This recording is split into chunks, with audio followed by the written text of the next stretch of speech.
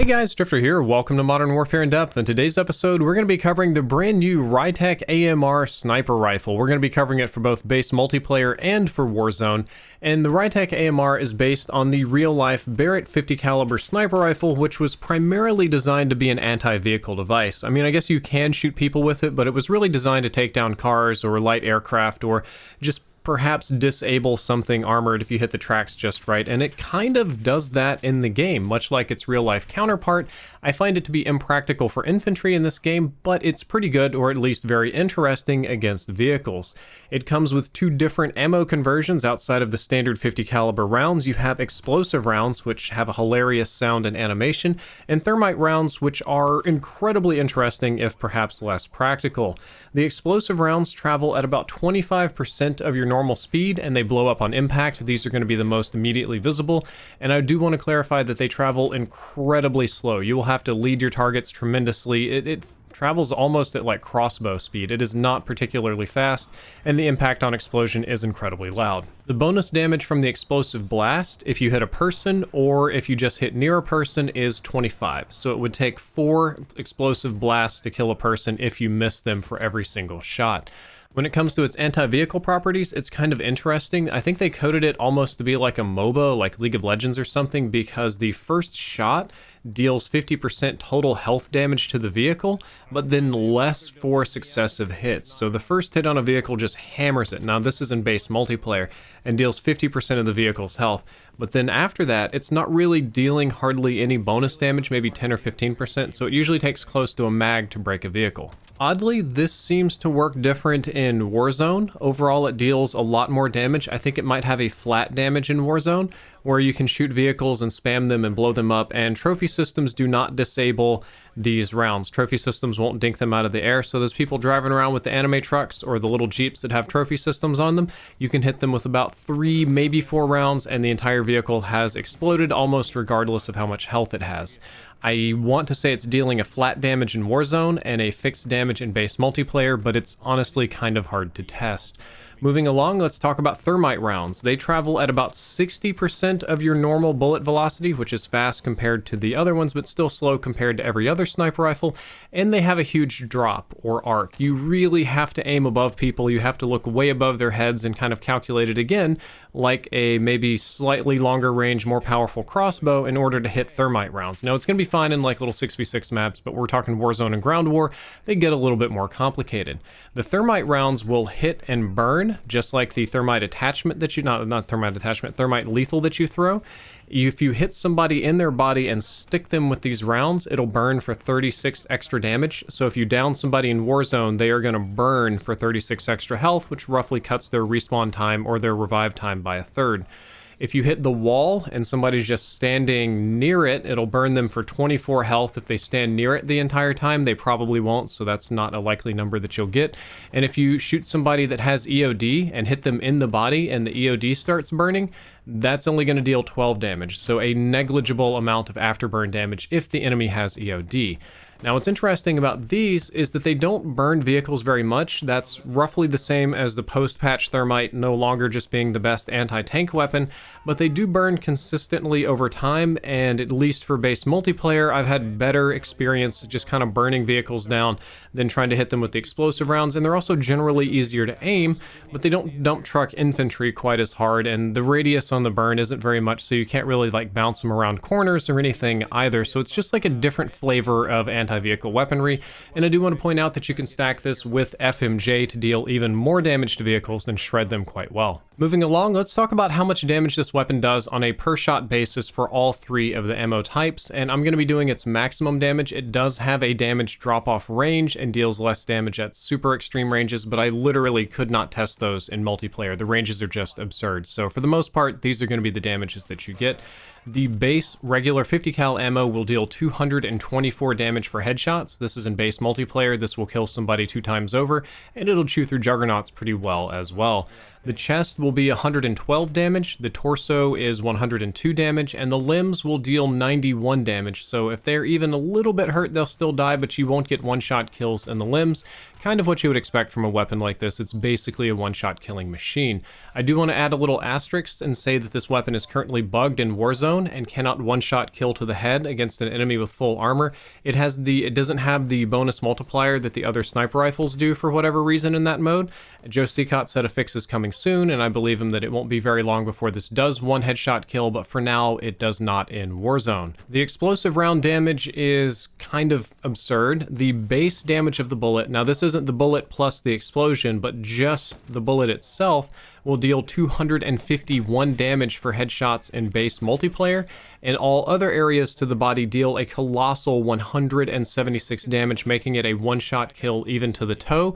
And then it blows up, so you get a little bit of extra damage on top of this. It's especially fun if you shoot somebody that's down to kill them and then the round blows up and hurts the other person. I have had inconsistent results with headshots with the explosive rounds in Warzone, so I can't confirm if they can one-shot kill or not. It's just, honestly, it's a little bit difficult to tell if they're even hitting given how fat the bullet is and how big the explosion is. The Thermite tells a similar story. The Thermite oddly deals less damage for headshots at only 166, which doesn't make much sense, but it deals that same damage for the torso, for the chest, a little bit less at 105 for the torso, and 94 for limb hits. But given the fact that you're going to get a guaranteed minimum 12 damage of burning, even if your enemy has EOD, shooting somebody in the limbs should one-shot kill them unless maybe they have stim and they hit it very, very quickly, or something kind of weird happens, because this is Call of Duty and weird things happen all the time. But it should one-shot kill anywhere in base multiplayer, but deal a little bit less damage than some of the other choices in Warzone, which I find to be kind of strange. But the take-home here is that at the end of the day, the Rytec AMR is a super high damage weapon. As on a per shot basis, it's pretty much the highest damage weapon in the game, and it'll kill almost anything if you can hit anything with it. And this is where we're going to start getting into the part of the episode where I start bashing on the gun.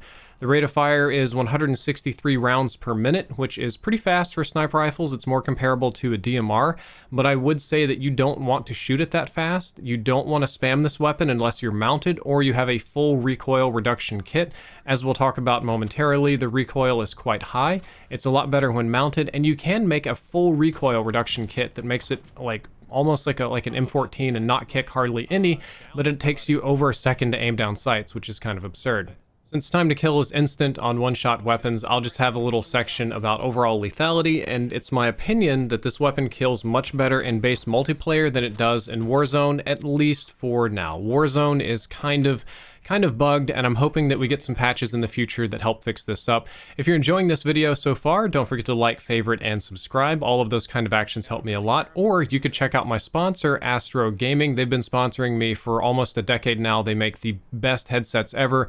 When I'm streaming on Twitch or recording or doing almost anything, I use these exact headsets that you see me building, and if you use the link in the description, you'll get 5% off anything in the Astro store. So let's move on to the handling attributes of this gun, and this is where it's going to get a little bit rough.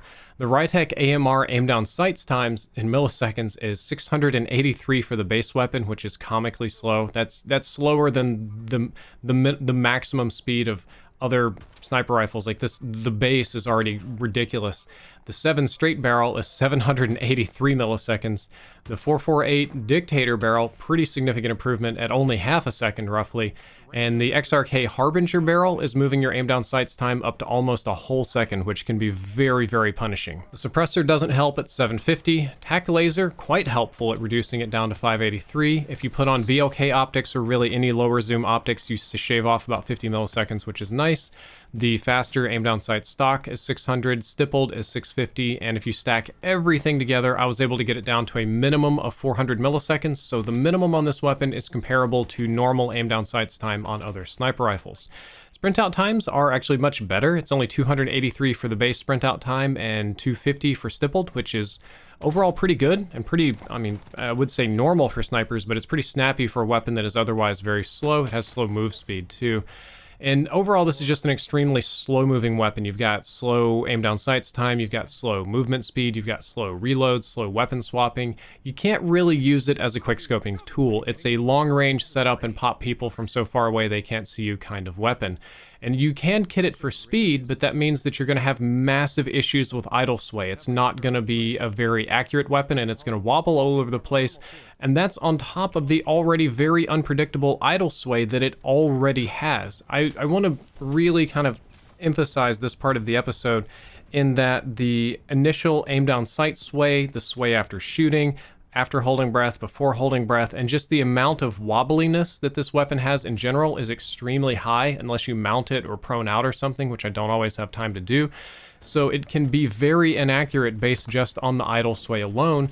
And there's also the possibility that the sights may be slightly misaligned during swaying as well. This is unconfirmed, but I did have a longtime subscriber of mine by the name of Pyro talking about it today in Discord. He was saying that he has some little software on his PC that puts a dot in the center of the screen. It helps the quick scoping and hip firing and stuff, and I know a lot of programs that do that. And he was saying that he noticed with this particular weapon, when the sights would sway, it wasn't just the camera moving and the crosshairs would always be in the middle, but rather that the crosshairs would move off of the middle dot and just kind of wobble around, which is probably why I had such a hard time hitting people with it, because I was just assuming the crosshair is going to be in the middle. The recoil on this weapon is very harsh, but it does get a lot better if you mount it or use super heavy barrels. You can kit this to be a very lasery sniper rifle. It's just going to be an incredibly slow one. I think your best bet for reducing recoil is just to mount the weapon. That's just much easier, and it helps with the idle sway too. The default sniper scope is super long range, so you may want to change it. I'm not normally one to complain about long range zoom scopes. Typically, the longer the zoom on the default scope, the more I like it. And I think the default shape is nice, but it's very, very long range, which can make even medium range sniping difficult and close range sniping nearly impossible. So it might be worth your time to change it to something else. Hip firing is absolutely pointless on this weapon. I'll just skip to the gulag before even trying to kill anybody with hip fire. It's just not going to happen. This is not possible. All of the magazine attachments are 5 rounds each, which isn't a lot, but it should offer plenty of lethality and damage. The reload time for all of them is the same. It's 3.1 seconds for the base reload time and 3.17, only very slightly slower if it's empty and you have to rechamber around. And now it's time for me to offer my opinions about this weapon. I think that this is a pretty terrible weapon for 6v6 multiplayer. There's not really a reason to use this in most normal size maps. I mean, it's fun, it's flashy, you can show off with it and stuff, but there are much better sniper rifles that are way easier to use in the handling and accuracy and reload and pretty much everything departments that all still kill in one shot, so probably not good for 6v6. I think it can be quite good in ground war though. I really like it as a long-range anti-vehicle and anti-kill streak option. If you put on FMJ and either of the 2 rounds, probably explosive for ground war since things aren't insanely far away, you can kind of sit back and pop all the stuff out of the sky, you can pop the vehicles, you can work on the tanks. It's not a perfect tool for this, but it does work and it can kill infantry pretty well. I think that this is going to be very popular for the guys that like to sit in the back of the map with the ammo boxes and the pilas and shoot down streaks and run point man, because you could burn through all your pila ammo and then just still go to popping UAVs in one shot and busting other vehicles really quickly and just keep racking up your points with this weapon, using it as an anti-vehicle weapon. When it comes to Warzone, I think that this might be the worst sniper rifle for Warzone, and I do not recommend using it under literally any circumstance. It's just a very, very bad weapon for that mode. It's too slow in movement speed, it's too slow in aim down sights, it requires a ton of setup, it requires a ton of speed. Warzone players, especially if you're good and you're playing in higher skill matching lobbies like I am, are going to be very aggressive. They're going to quick scope you, they're going to fast snipe you. The damage that I get from using the anti-vehicle rounds so far has been inconsistent and not worth it as an anti-helicopter or anti-car tool, though that might take more practice and I might get better at it. But overall, I would just rather have most any other sniper. I feel like I could do better work with a Kar 98 or maybe even a Dragunov than this weapon because it's too difficult to use. By the time you finally pulled it out, set it up, got it mounted, ready to shoot somebody else is probably already just insta-locked on your head with an AX-50 and popped you and you go down, and this one can't even one-shot right now. So I wouldn't be using it in Warzone, but maybe if it gets buffed in the future, I'll give it a second go. And when it comes to recommended classes, there's not a lot of attachment choices and not a lot of recommendations. Personally, I don't like adding the super heavy barrels to it. I don't need the recoil reduction. I'll usually add 1 ammo conversion for fun, because if I just wanted to one-shot people, I would pick other sniper rifles, and then probably FMJ to bust vehicles. So some kind of ammo, some kind of FMJ, and then just kit the rest of it to your heart's desire and you'll be fine. It's not a particularly complicated weapon in that regard. Guys, I hope you enjoyed this episode of In Depth. I hope that you learned something useful. If you did, don't forget to like, favorite, and subscribe. Drifter out.